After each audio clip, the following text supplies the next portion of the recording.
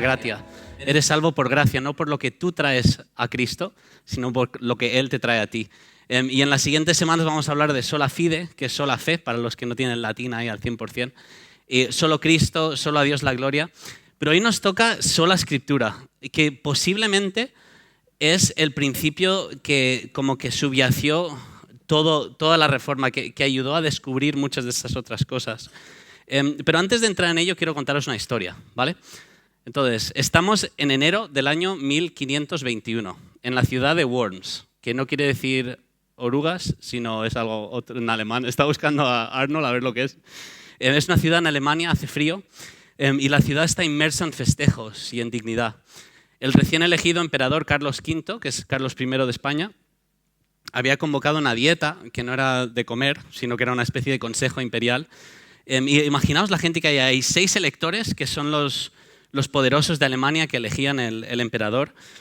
Hay 28 duques, 11 marqueses, 30 obispos, 200 príncipes y unas 5.000 personas más, todos en este pueblo para hablar de las cosas importantes del imperio. La ciudad está vestida de honor y majestad en presencia de tantas personas famosas y poderosas. Y ahí, entre otras cosas, traían a juicio a un fraile agustiniano de un pueblo de por ahí que se llama Wittenberg, y su nombre era Martín Lutero. Y este profesor universitario, doctor de la iglesia como llamaban en aquel entonces, porque él enseñaba a los futuros sacerdotes y todo dentro de la iglesia, había estado creando ciertos problemas. Algunos de vosotros suenan, ¿no? Algunos de estos problemas durante los años anteriores. Unas tesis en el año 1517 habían cuestionado la práctica de las indulgencias. Hablamos un poco de esto el año pasado, pero las indulgencias es una especie de pago que tú das a la iglesia para que construyan sus iglesias y financien sus guerras y tal, y a cambio te quitan años de purgatorio. Y Martín Lutero había cuestionado esto en sus tesis, había dicho, creo que esto no encaja muy bien con la escritura. Y bueno, sabes que cuando te metes con el bolsillo de los poderosos causas problemas, ¿no? Entonces le habían juzgado, famosamente había tenido un debate con un teólogo del Vaticano que se llama Juan Eck en 1519, y ahí él acabó atacando a Lutero porque Lutero admitió que los papas y los concilios podían posiblemente equivocarse si no encajaba con la escritura. Y él dijo, eso es herejía, condenado, excomulgado. Habían excomulgado a Lutero de la iglesia, que era algo muy serio en ese momento, porque significaba que tu vida no valía nada. Eso es lo que significa la excomulgación. Hoy en día, que no te dejen ir a la iglesia, para algunos a lo mejor es una bendición. Pero en aquel entonces era diferente. Era quitarte de la sociedad, apartarte de la sociedad, y tu vida estaba en peligro. Pero gracias a la intercesión de un príncipe alemán, Federico el Sabio, Lutero tuvo una segunda oportunidad en Worms, delante del emperador y de todos estos hombres poderosos que representaban la mano de poder y la iglesia como institución que había puesto su poder político en manos del emperador. Y él pensaba que era una segunda oportunidad. Entonces imaginaos toda esta gente, una sala llena, una sala enorme. Al fondo está el emperador sentado en su trono y los demás alrededor, y entra Lutero, este frailecillo. Era delgado en ese momento, las fotos de Lutero gordo es más tarde. Es verdad, era delgadico así. Porque era fraile y ayunaba un montón y era pobre. Entonces le ponen delante una mesa llena de papeles y escritos, y el que le interroga dice, ¿estos escritos son tuyos? Y Lutero los coge lentamente, empieza a leerlos, los examina, y contesta que los había escrito todos y varios otros que no estaban ahí. Pelín vacilón. Entonces el interlocutor le pregunta si continuaba sosteniendo todo lo que había dicho en ellos o si estaba dispuesto a retractarse de algo. Y este era un momento difícil para Lutero, no tanto porque temiera al poder imperial, sino porque temía sobremanera a Dios. Este es un hombre que tenía un temor tremendo de Dios. Y atreverse a ponerse a toda la iglesia del emperador, quien, según Lutero, había sido ordenado por Dios, era un paso temerario. El fraile tembló ante la majestad divina y pidió un día para considerar su respuesta. Le dieron el día. Al día siguiente se había corrido la voz y la concurrencia era grande. Llegó Lutero, otra vez en medio del mayor silencio en la sala. Se le preguntó si se retractaba de todos sus escritos. Y contestó, después de un silencio, diciendo que mucho de lo que había escrito no era más que doctrina cristiana y por tanto nadie podía pedirle retractar de ello. En otras palabras, decía, no puedo retractarme de algo que está claramente escrito en Escritura y que todos creemos. Quizás hay opiniones aquí que no, pero no puedo retractarme de todo. Pero su interlocutor insistió, ¿te retractas o no? Y respondió Lutero con un coraje que no había sentido anteriormente. las famosas palabras, ¿no? Dijo lo siguiente: a menos que no quede convencido mediante el testimonio de las Escrituras o por razones evidentes, ya que no confío en el Papa ni en su concilio debido a que ellos han errado y se han contradicho, me mantengo firme en las Escrituras que he adoptado como mi guía. Mi conciencia está sujeta a la palabra de Dios y no quiero ni puedo revocar nada reconociendo que no es seguro o correcto actuar contra la conciencia. Que Dios me ayude. Amén. ¿Os imagináis? El silencio primero, diciendo ¿qué ha dicho? Luego las murmuraciones, luego los gritos. ¿Pero este hombre qué ha hecho? Había desafiado a los poderes más poderosos del momento, las personas, las instituciones. Él sabía que había básicamente puesto su vida adelante para ser sacrificado. Y efectivamente significó su condena. El emperador mandó que se fuera y esa misma semana pusieron precio en su cabeza. ¿Por qué es importante esta historia? Aparte de que es chulo, es bonito, habla de... Bueno, es bonito, no sé si es bonito, pero ¿por qué es importante para nosotros? Con esta frase lo que estaba haciendo Lutero es afirmando lo que vendría a ser llamado la doctrina de la sola escritura. Sola escritura en latín, sola escritura en español, que fue una idea fundamental durante la Reforma y para la Iglesia ahora. Expresa esto, que solamente la Biblia, solamente las Escrituras puede ser autoridad final y absoluta para los cristianos. Ninguna tradición o palabras de un líder o sistema de gobierno puede estar por encima de estas palabras. En otras palabras, sola Escritura significa que la Biblia es la regla infalible o fiable y final para la fe y la práctica cristiana. Y como sabéis, Lutero no fue el único en creer esto. Años antes, Juan Hus, de lo que es la actual República Checa, había sido quemado por ideas parecidas. Juan Wycliffe, el pobre, tradujo la Biblia al inglés y ¿cómo se dice esto? Le quitaron los huesos del cementerio y los quemaron para demostrar que era hereje. En España, ¿sabes que murieron centenares de miles de personas por seguir estas cosas? Se calcula que hasta 3 millones de personas que seguían las ideas de la Reforma fueron matadas al final de la Santa Inquisición. Esto sin contar los judíos y los musulmanes que fueron asesinados, que fueron más.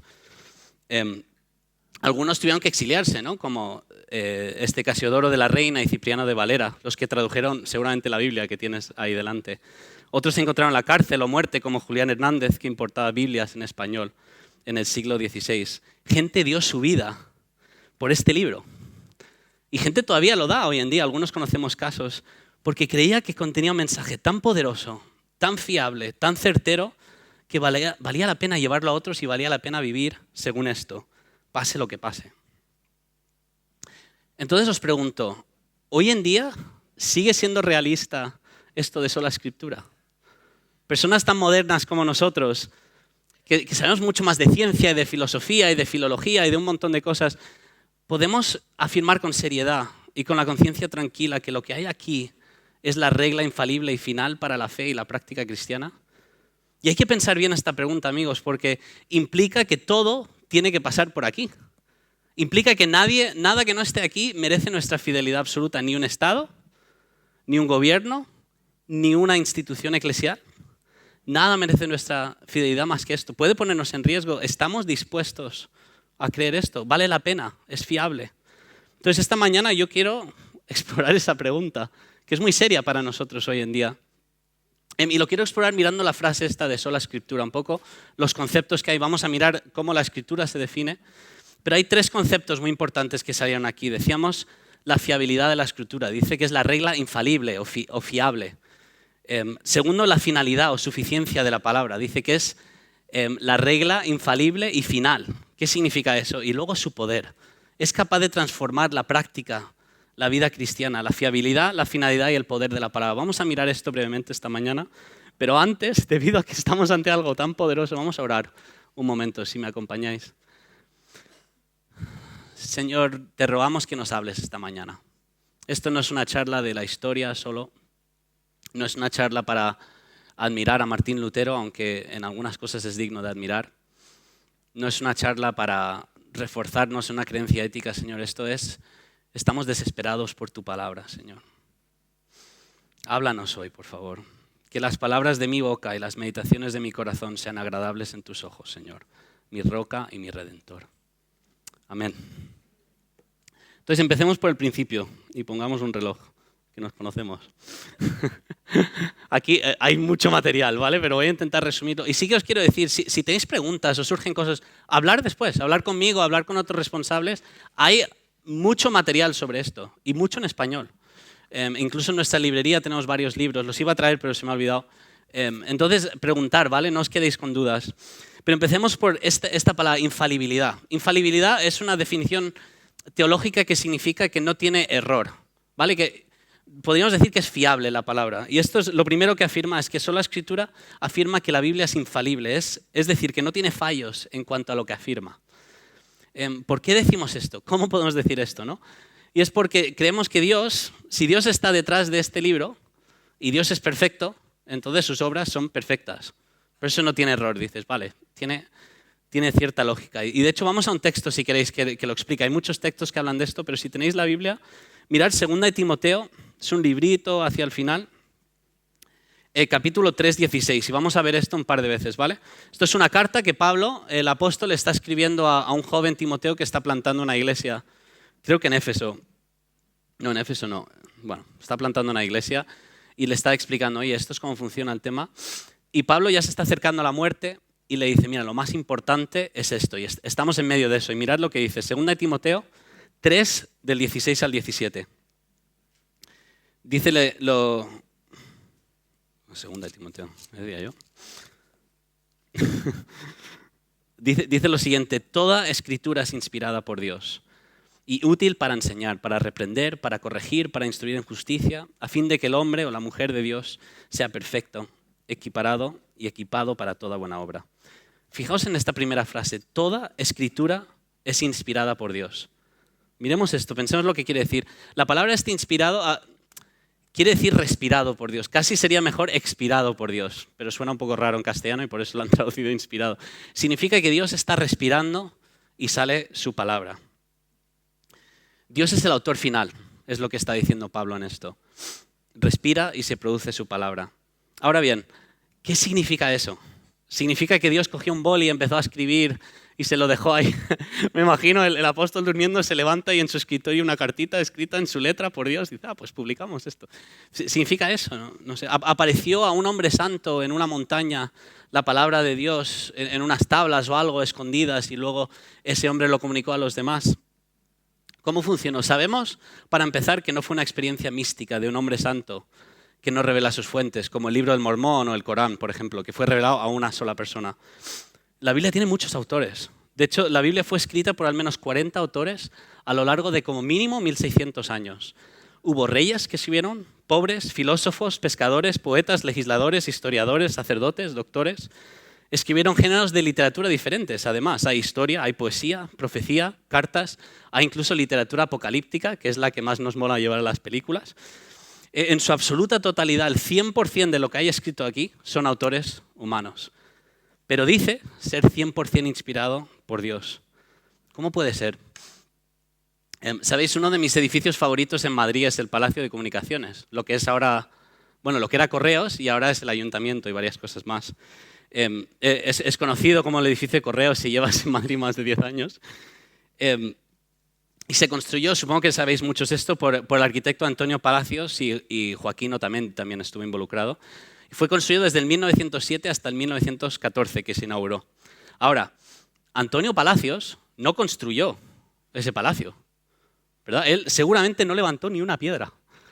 Pero ¿por qué decimos que está construido por él? Hubo masones, carpinteros, escultores, peones, un montón de otros profesionales involucrados en todo el proceso.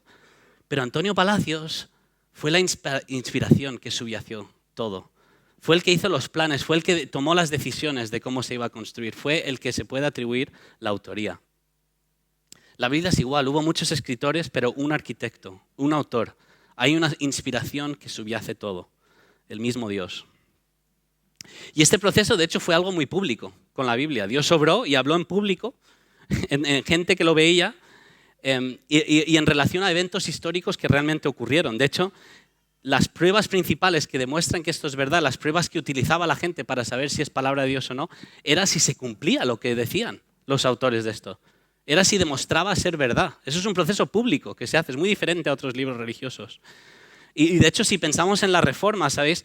eso fue parte esencial de la pasión renovada por la palabra. Pensad que la Reforma, los años de la Reforma, para los que estudiáis historia, viene junto al Renacimiento. Y el Renacimiento fue caracterizado por la fascinación y el redescubrimiento de las fuentes, ¿no?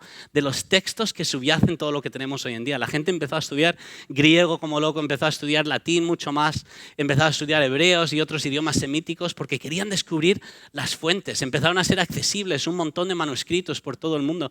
La filología básicamente sale de aquí, que es estudiar los textos y compararlos y decir, ostras, mira qué fascinante se ha mantenido durante el tiempo. De hecho, sabéis que aquí en España, en Alcalá de Henares, que está aquí al lado, cuando era la Universidad Complutense, el cardenal Cisneros fue uno de los primeros en publicar una Biblia de fuentes originales. Publicó la Políglota, algunos conocéis esto, una Biblia en 3 idiomas, que era latín, griego y hebreo y arameo, que es parecido, recopilado de los mejores manuscritos. Pagó un montón de pasta por traer los mejores manuscritos a España para sacar las fuentes. Fue en estudiar estas fuentes, los textos originales, donde empezó a crecer la fiabilidad de los escritos, y no al revés. Y hoy solo ha crecido esa fiabilidad.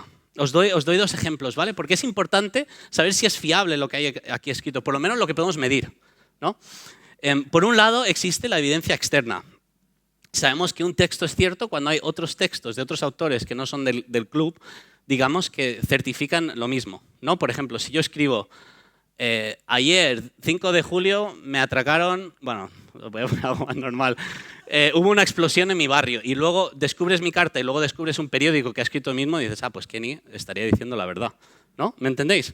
Entonces, la evidencia externa, os pongo un par de ejemplos. Hay un montón de evidencia externa de que la Biblia es cierto. Por ejemplo, con el Nuevo Testamento sabéis que hay 2 historiadores romanos, Tácito y Suetonio, nacidos en los años 36 y 35, muy cercano a las historias del Nuevo Testamento, que mencionan a Jesús como figura real. Otro ejemplo clásico es el del historiador judío romano Flavio Josefo, que nació en el año 37 y habla de Jesús, no es creyente, pero habla de Jesús y dice, este hombre, o cito, si es que es correcto llamarle hombre, ya que era autor de obras maravillosas. Y luego habla cómo se apareció después de su muerte y tal, y hay gente que le sigue y se llama cristianos. Esto es evidencia externa que certifica que lo que hay aquí escrito por lo menos ocurrió lo que sabemos. Y de eso hay un montón. Si os interesa de Josefo, están en Antigüedades de los judíos. Pero también hay otra forma de medir si un texto es fiable y se llama la evidencia interna. Y esto es una ciencia que se llama la crítica textual. Y lo que básicamente dice es, mira, desde el momento en el que se escribió el texto, o sea, primero mira la distancia. Os lo voy a leer porque esto es complicado explicarlo. Estudia la fiabilidad de los textos escritos según el lapso de tiempo que hay entre el original y el escrito. Es decir, si la primera copia que encontramos del manuscrito original está muy cerca del original, es más fiable. ¿Se entiende, no? Yo escribo una carta, Daniel Enns lo copia y luego lo copia Dorita y el de Dorita es 10 años más tarde, pues es bastante fiable. Si el primero que encontráis está a 400 años, es un poco menos fiable. ¿Se entiende, no? Es la distancia y luego la cantidad de copias que hay, ¿vale? Os doy varios ejemplos de textos, más o menos lo que nos fiamos de ellos. Por ejemplo, Heródoto y Tucídides. Estos nombres os suenan de historiadores griegos. Más o menos son del siglo V a.C. Las primeras copias que tenemos son del año 900 después de Cristo, ¿vale? 1300 años han pasado. Estos son textos que se estudian en la universidad. Y solo tenemos 8 copias de cada texto, ¿vale? Más reciente, la historia romana de Livio. Se escribió en el año 20 después de Cristo. Tenemos 20 copias, pero la primera es de 900 años más tarde. Muy fiable. 900 años, 20 copias. O uno muy conocido, ¿no? Las guerras de las Galias de Julio César. Y este libro sabemos que es cierto porque si no, no existirían Asterix y Obelix. Y este fue escrito en el año 50 a.C., fue escrito en el año 50 y 950 años más tarde es cuando encontramos la primera copia y solo hay 20. ¿Vale? La Biblia es fiable. Vamos a coger el Nuevo Testamento. El Nuevo Testamento fue escrito entre los años 40 y 100 después de Cristo. Empezamos a tener manuscritos de Juan, del libro de Juan, y sus cartas en el año 130. Es decir, a unos 40 años de distancia. ¿Vale? 40 años. ¿Os acordáis de los otros 900 y 100? 40 años. Los manuscritos completos ya tenemos en el año 350, 200 años, menos de 300 años. En cuanto a cantidades de manuscritos, ¿os acordáis? Teníamos 8, 10, 20. Tenemos 5.309 manuscritos en griego, 10.000 en latín, 9.300 otros. Y esto aparte de las citas que hay en gente de la época que citaba la Escritura, hay unas 36.000 citas cercanas al Nuevo Testamento. Amigos, este libro es muy fiable. En cuanto a documento histórico, en cuanto a lo que podemos saber, estos son pruebas históricas, es lo que se llama evidencia histórica. F.J.A. Hort, que es uno de los críticos textuales más importantes, dice: por la variedad y la totalidad de la evidencia en la que se apoya el texto del Nuevo Testamento, se destaca absoluta y ampliamente como único entre escritos antiguos de prosa. Y ningún historiador contradice esto. Este texto es fiable. Entonces, cuando decimos que esto es el texto fiable, infalible, ya habla de eso y de otras cosas que dice que se han comprobado que es verdad. Pero cuando decimos que es cierto, es porque hay evidencia. Por eso creemos en sola Escritura. Entonces, ¿por qué es tan importante esto? Pues porque la Biblia afirma ser la guía para conocer a Dios. Es su carta de presentación a nosotros. Hemos hecho el libro de Juan, ¿no?, estos últimos meses. ¿Os acordáis? El propósito de Juan dice: estas cosas se han escrito para que creáis que Jesús es el Cristo, el Hijo de Dios, y para que al creer tengáis vida en su nombre. Esto está escrito para que conozcamos a Dios. Si quieres conocer a tu Creador, saber quién es Dios y para qué te ha hecho y ha creado este mundo, está aquí y es fiable.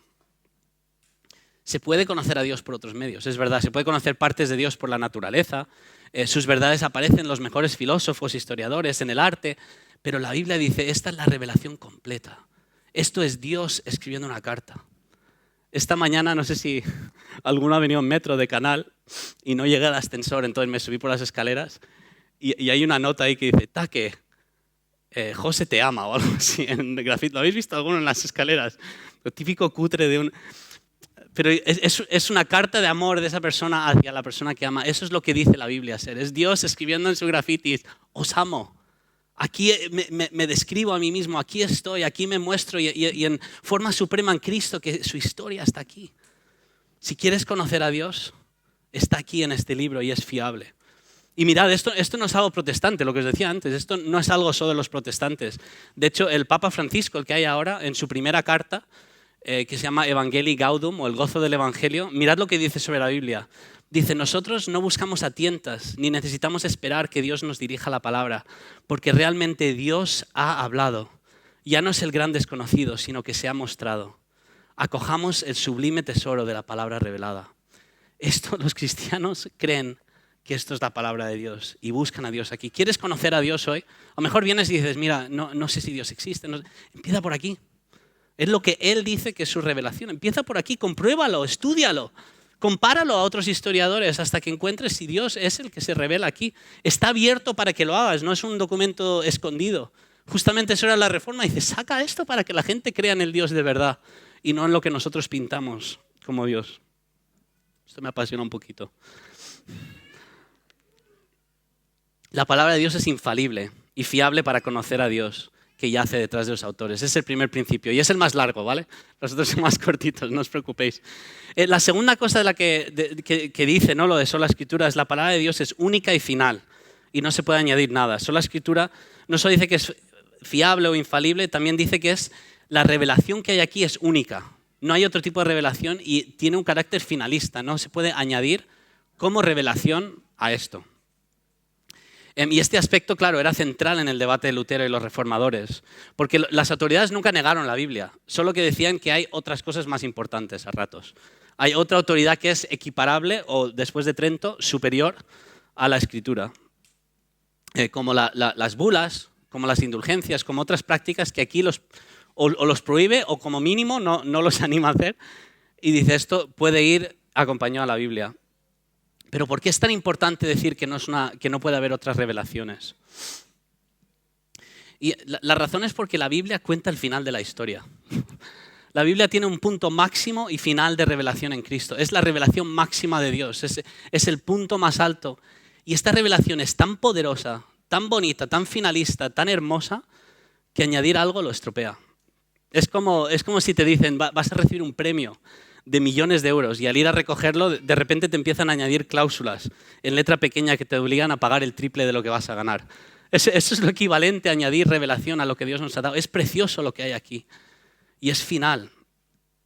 Añadir a la palabra de Dios le quita el valor que tiene. Hay un versículo en Gálatas que de hecho usaba mucho Lutero, Y dice lo siguiente, os lo leo, es Gálatas 1 del 8 al 9, dice, esto es Pablo, ¿vale? El que escribió una gran parte de este libro. Mirad lo que dice, pero si aún nosotros o un ángel del cielo os anunciara otro evangelio contrario al que hemos anunciado, sea anatema, es decir, que lo echen y no le miréis más. Y por si no lo hemos pillado, dice, como hemos dicho antes, también repito ahora, esto es una forma semítica de enfatizar la importancia, es decir, algo 2 o 3 veces. Dice, si alguno os anuncia un evangelio contrario al que recibisteis, sea anatema. Pablo está diciendo, lo que está hecho, yo no puedo añadir a esto. Pablo era el teólogo más brillante, seguramente es el teólogo más brillante de la historia. Dice, yo no puedo añadir a esto. Es tan bueno este mensaje, tan real, tan fiable, que el que anuncia otra cosa, échenle. Y dices, pues ¿cuál es el evangelio? Pues léetelo. No. Pero de verdad, léetelo aquí. Lo podemos resumir, pero no dejes de leerlo porque está aquí. La historia de la Biblia básicamente es una historia que tiene principio y final. Y es la historia de la humanidad, ¿no? Creada en un mundo perfecto, en el jardín de Edén, con sus relaciones ordenadas, con Dios como padre y amigo de la humanidad, del hombre y de la mujer al mismo nivel. Pero ahí, queriendo su independencia, ser sus propios dioses, los humanos rechazan a Dios, al Dios que les creó. Y es como si una enfermedad entrase en la humanidad. Y esta enfermedad se transmite de generación en generación. Esta es la historia que cuenta la Biblia. Y a esto la Biblia le llama pecado, la enfermedad que nos consume como humanidad. Es eso que tienes muy dentro de ti, ¿no? Y no quieres confesar a nadie. Es lo que alimenta adicciones, lo que crea reacciones en ti que hacen daño a gente a la que amas. Todos creo que sabemos de lo que hablamos. Es la vergüenza que sientes por esas cosas que sabes que has pensado o hecho. Y ni siquiera a lo mejor hay ley contra esas cosas, pero sabes que hay algo que falla dentro de ti. Como en la película de Apple, no sé si la habéis visto algunos de Steve Jobs. Yo no lo he visto, pero sé que hay una línea donde dice, estoy mal creado, estoy mal diseñado, cuando está teniendo problemas con su hijo. Es esa sensación de estar mal diseñados, de que algo falla. Ese es el pecado, la enfermedad que nos ha invadido. Y esta enfermedad no tenía solución humana, pero Dios, como decía Martin Lloyd Jones, decía, pero Dios vino en Cristo. Y Cristo vivió la vida perfecta que tú y yo no pudimos vivir. Y murió la muerte a la que nos llevaba esa enfermedad. Pero ahí, por ser tan perfecto, por ser tan puro, por ser tan asombroso, venció a la muerte. Curó la enfermedad que nos invade y resucitó con poder. Y ahora nos ofrece esa vida perfecta que Él vivió. Él ofrece darnos eso delante de Dios para que Dios nos vea como amigos otra vez. Nos ofrece la vida esa nueva, vivirla libres de esta enfermedad. Y es gratis lo que hizo. Requiere confiar en Él. Nos hace limpios ante Dios, sanos como para volver a llamarle Padre, justos como para volver al mundo y servirle, nos hagan lo que nos hagan. Juan lo resume así, dice, de tal manera amó Dios al mundo que dio a su Hijo único, para que todo el que crea en Él no se pierda, sino que tenga vida y vida eterna. Amigos, esa es la historia. Ese es el evangelio que hay aquí mostrado con 1000 metáforas, 1000 símbolos, historias, cosas históricas. Añadir a esto, añadir leyes o interpretaciones místicas, lo estropea. Requerir más que la confianza de Dios es rechazar la gracia de Dios. Por eso decimos que es una revelación final. No se puede añadir esto. Obviamente, la tradición nos ayuda a entender esto. Hablar con otros cristianos, leerlo juntos con otras culturas, nos ayuda como a descubrir capas nuevas del Evangelio. Pero el significado es uno, la historia es una. Y esa historia no se puede cambiar. Por eso decimos que es una revelación infalible y final. Y decimos que sí todos, ¿no? Decimos, sí, claro. Pero es que piénsalo, siempre hay una tentación enorme de añadir a esto. ¿Cuántas veces oímos que necesitamos dar más para que Dios nos salve? Hay que dar más dinero a una organización, a un predicador, o un domingo, o lo que sea. Hay que dar más tiempo, hay que dar más buenas obras. Si bien es verdad que debemos reflejar a Cristo, dar más no nos va a acercar más. Estropea el mensaje. ¿O cuántas veces oímos que nuestra experiencia cristiana no vale si no tenemos algo extra, ¿no? Si no hablamos en una lengua celestial, o si no hacemos milagros, o si no hemos estudiado este libro o el otro? Eso no nos salva, amigos, eso es añadir. Es verdad que Dios da dones, regala dones de su gracia, y hay gente que de repente empieza a hablar en lenguas celestiales para comunicarse con Dios, y Dios sana y hace milagros hoy en día. Está vivo, no solo está encajado aquí. Pero eso no nos acerca más a Dios. Dios nos salva, Él a nosotros por su gracia. Una muy peligrosa, ¿no? Una tentación que yo sufro mucho, que es buscar significados nuevos y originales. No, porque nos gusta ser originales y nos gusta predicar cosas que es como, mira qué vuelta de tuerca le doy. Eso es añadir a su palabra. Si tú estás leyendo esto y se te ocurre un significado de un texto y nadie jamás en la historia lo ha pensado, seguramente es una herejía. que significa que se desvía de la ortodoxia, de lo central. ¿Sabes? Por eso importa estudiar. Por eso hay que estudiar los idiomas originales. Los que nos subimos aquí, subimos con temor y temblor en las piernas diciendo, esta es la palabra de Dios, a ver si lo voy a malinterpretar. Es importante conocerlo bien. Es igual, ¿no? Añadimos cuando decimos el cristianismo se trata de un sistema ético, moral que hay que imponer a los demás. No, Jesús vino a salvarnos, no a imponer una moral. Claro que sale de aquí unas vidas transformadas y empezamos a ver cómo Dios nos transforma, pero esa no es nuestra misión. Dios no nos dio este libro para condenar a gente que vive diferente que nosotros. Nos lo dio para liberarnos. Estúdialo. Nuestra tendencia humana es añadir. Estudia este libro. Cuando ores, ora con la Biblia. Es que Jesús oraba con la Biblia. Jesús lo había escrito y oró con la Biblia. ¿Cómo nosotros no oramos desde la Biblia? ¿Entendéis lo que quiero decir? Átate a esto, átate a lo que hay aquí. Coge los salmos, memorízatelos hasta que empieces a hablar el idioma de Dios.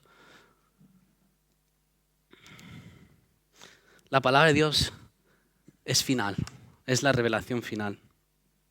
Y por último y brevemente, la palabra de Dios es poderosa para cambiar nuestras vidas. Y no lo podemos cambiar o manipular. Este nos cambia a nosotros. La Escritura dice que es la regla para la práctica, para la vida cristiana. Que es más que una historia. Sí, es una historia maravillosa. Y es la historia de todas las historias, pero también es algo que transforma nuestra vida. ¿Os acordáis del versículo que leímos al principio? Lo vuelvo a leer, está en 2 Timoteo 3, 16 al 17. Dice, toda escritura es inspirada por Dios y útil para enseñar, para reprender, para corregir, para instruir en justicia, a fin de que el hombre o la mujer de Dios, la persona de Dios sea perfecta, equipada para toda buena obra. La Biblia es útil para toda la vida. En otras palabras, está diciendo que este libro no solo es una historia para creer, sino que es útil para todos los aspectos de nuestra vida. Esto es lo que a veces se llama la suficiencia de la Escritura. Es que es un libro gordo. Esto decía un consejero, dice, a veces no damos consejos desde la Biblia porque pensamos que es un libro muy finito. Porque no hemos entendido la cantidad de cosas que hay aquí dentro, la suficiencia que tiene para cambiar tu vida. Es completo, nos puede guiar en nuestra vida cristiana en todas las edades, en todos los momentos históricos. Sirve para enseñar, reprender, corregir, instruir en justicia. Y fijaos lo que dice Pablo al final, dice, a fin de que el hombre de Dios, la mujer, sea perfecto, sea completo, equipado para toda buena obra, para lo que Dios nos ha preparado de antemano. Y es que cuando empiezas a entender cómo el Evangelio, cómo esta historia afecta a tu vida, penetra en cada aspecto de tu vida, empiezas a ver cómo la Biblia empieza a tener sentido y conectar. Vamos a hablar más de esto en Solo Cristo en 2 semanas, cómo te lleva a Cristo constantemente esta lectura. Empiezas a ver tu necesidad de este libro para alimentarte. Empiezas a ver que necesitas alimentarte de esto para luchar contra tu tendencia egoísta, contra la tendencia consumista de esta sociedad individualista. Y en otras sociedades son otras tendencias, pero esto nos ayuda a tener un lugar firme donde ir. Estaba pensando en cómo nos transforma la Biblia esta mañana y decía, lo primero que pasa es que te enamoras de Cristo. Empiezas a verle y dices, estoy fascinado con esta persona. Y conozco historias de gente aquí que empezó con él. Dices que Cristo me empezó a fascinar. Empezó a tocar algo en mí. Entonces empiezas a leer de Cristo y de repente dices, oye, yo quiero más. Yo quiero saber cómo es. Quiero buscarle, quiero entenderle. Y empiezas a ver repeticiones en la Escritura cuando lo lees mucho rato. Empiezas a ver, ostras, Dios tiene un corazón por ciertas cosas. Hay ciertas cosas que le importan. Empiezas a ver la obsesión de Dios por la gente que vive en los márgenes de la sociedad. Empiezas a sentir cómo Dios escucha a los huérfanos y las viudas y los pobres, y los inmigrantes, los refugiados, cómo a Él le importa eso mucho. Y empieza a transformarte y empiezas a ver imágenes o conocer a gente que antes no te impactaba y decir, esto ahora me duele, porque empiezo a ser cercano a Dios. Lees el Éxodo, estoy ahora estudiando el Éxodo y dices, ¿qué corazón tiene Dios por liberar a la gente de los que esclavizan y los que oprimen? Y empieza a preocuparte esto en la sociedad. Empiezas a ver, lees la literatura apocalíptica, que es súper bueno leerlo, porque ¿sabes qué pasa en el Apocalipsis y en todo lo apocalíptico? Que Dios está al control, que Dios gana. Ese es el mensaje de Apocalipsis, Dios gana, Jesús gana. ¿Y qué significa eso? Que cuando empiezas a oír guerras y rumores de guerras y empiezas a ver cosas terribles, en vez de levantarte y decir, como nación cristiana tenemos que destruir a los demás, dices, Dios está al control. Y a lo mejor sí tienes que votar una cosa o hacer otra, pero sabes que Dios está al control. Empiezas a sentir tranquilidad en tu vida cuando te vienen los problemas. Y ¿sabes qué pasa? Te vienen más gordos cada vez porque Dios sabe que tienes la tranquilidad para aguantarlo, así que cuidado. Y lo otro que hace la Biblia, esto decían mucho los reformadores, dice, por un lado tú crees que estás leyendo la Biblia, pero la Biblia te lee a ti. ¿Os ha pasado esto alguna vez cuando empiezas a leer y dices, ese es mi pecado? Eso es lo que me está destruyendo. Y empiezas a notar cómo Dios empieza a estripártelo y a sanarte de eso. Empiezas a perdonar más rápidamente a los demás porque te das cuenta de que tú no eres merecedor de gracia, pero Dios te lo ha dado. La lógica del Evangelio, cómo funciona el Evangelio, esto de dar tu vida por los demás, empieza a invadir tu vida. La centralidad de Cristo empieza a ser algo que hablas regularmente. Ya no tienes que salir a la calle a entrenarte para evangelizar, sino que estás hablando de Dios con tus amigos porque está transformando tu vida. Eso es lo que pasa cuando vivimos en el mundo simbólico de las palabras de Dios. De hecho, ¿sabes? Lutero no lo mataron después de lo de Worms. El príncipe que era de su región lo raptó para esconderle en un castillo, en el castillo de Wartburg, que es un castillo muy chulo. No he estado, pero lo he estudiado y hay como manchas en la pared de tinta cuando él decía que el diablo le atacaba, le tiraba la tinta de su tintero. Era un tío interesante. Pero él, ¿sabéis lo que hizo en ese castillo? Fue raptado y lo escondió. En 3 meses tradujo el Nuevo Testamento. O sea, una máquina de tío, del griego al alemán moderno. Pero era porque empezó a ver el poder de esta palabra y dice, esto tiene que llegar a la gente. Ese fue el corazón, quizás el corazón más profundo de la Reforma fue la palabra de Dios tiene que llegar a la gente porque es tan liberador este mensaje. Y ese es mi deseo para nuestra iglesia, ese es mi deseo para ti esta mañana. Que empecemos a experimentar el poder liberador del Evangelio expresado en la palabra de Dios y que nos dé hambre de la palabra de Dios. Que empecemos a ver a Jesús como es, como el que está aquí, como el que vieron los discípulos, la persona por la que dieron su vida tantas personas a lo largo de los años y lo siguen dando, que le veamos así y sea lo más importante para nosotros. Esa es mi oración para nosotros. Amigos, tenemos algo tremendo entre las manos. Tenemos las palabras de Dios. Y cuando dejamos que sean las palabras de Dios que guíen nuestra vida, todo cambia. Por eso creemos todavía en sola Escritura, en que no hay nada más fiable, más único, más poderoso que este libro. Es el medio principal, el medio final que nos ha dado Dios para conocerle. Puedes confiar en la palabra de Dios para transformar tu vida, porque Dios está detrás. Y quizás el reto que os hago esta mañana es tienes que elegirlo de sola. No vienes solo. Me decía un profesor de filosofía, dice, no caes hacia la justicia, no caes hacia amar la palabra de Dios. Tienes que decidir, esto va a guiar mi vida. Vivimos en un mundo donde constantemente hay narrativas buscando nuestra fidelidad. Narrativas raciales, narrativas nacionalistas. Tú eres mejor que tu vecino porque tienes mejor sangre o tradición o historia. Narrativas consumistas, necesitas estas cosas para vivir. O eres mejor que otro porque tienes más poder para consumir. Narrativas sobre qué nos va a hacer feliz. Cierto tipo de libertad, un sistema económico, un trabajo específico.